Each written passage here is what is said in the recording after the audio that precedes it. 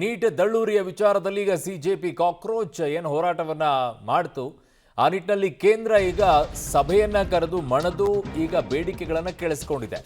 ಇನ್ನು ಹಲ್ಲೆಗೊಳಗಾದ ವಿದ್ಯಾರ್ಥಿಯ ಜೊತೆಗೆ ರಾಹುಲ್ ಮಾತುಕತೆಯನ್ನ ಮಾಡಿದ್ದಾರೆ. ವಿದ್ಯಾರ್ಥಿಗೆ ಪೈಲಟ್ ಗನ್ನಿಂದ ಹಲ್ಲೆಯನ್ನ ಮಾಡಿರೋದು, ಬುಲೆಟ್ ಬರುತ್ತೆ ಅಲ್ಲದು. ಸೊ ವಿದ್ಯಾರ್ಥಿ ಕಣ್ಣಿಗೆ ಹಾನಿಯಾಗಿದೆ ಎಂಬುದಕ್ಕೆ ಸಾಕ್ಷಿಯನ್ನ ಈಗ ರಾಹುಲ್ ಗಾಂಧಿ ತೋರಿಸಿದ್ದಾರೆ.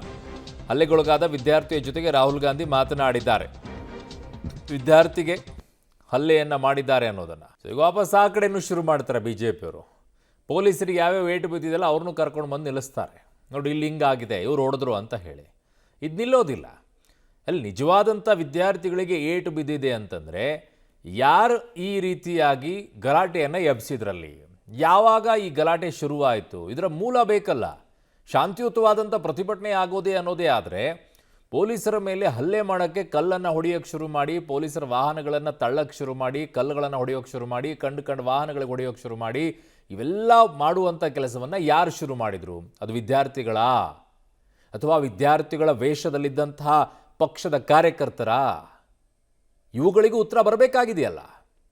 ಕರೆಕ್ಟ್, ವಿದ್ಯಾರ್ಥಿಗಳಿಗೆ ಏಟು ಬಿದ್ದಿದೆ, ನಮಗೂ ಕೂಡ ಅದು ನೋವಾಗುತ್ತೆ. ಬಟ್ ವಿದ್ಯಾರ್ಥಿಗಳಿಗೆ ಏಟು ಬೀಳೋ ರೀತಿಯಲ್ಲಿ ಮಾಡಿದವರು ಯಾರು?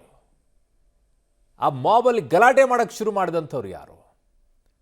ಪೊಲೀಸರ ಮೇಲೆ, RAF ಅವರ ಮೇಲೆ ಕಲ್ಲುಗಳನ್ನು ಹೊಡೆಯುವಂಥ ಕೆಲಸವನ್ನು ಮಾಡಿದವರು ಯಾರು? ಇದಕ್ಕೂ ಉತ್ತರವನ್ನು ಕೊಡಬೇಕಾಗತ್ತೆ.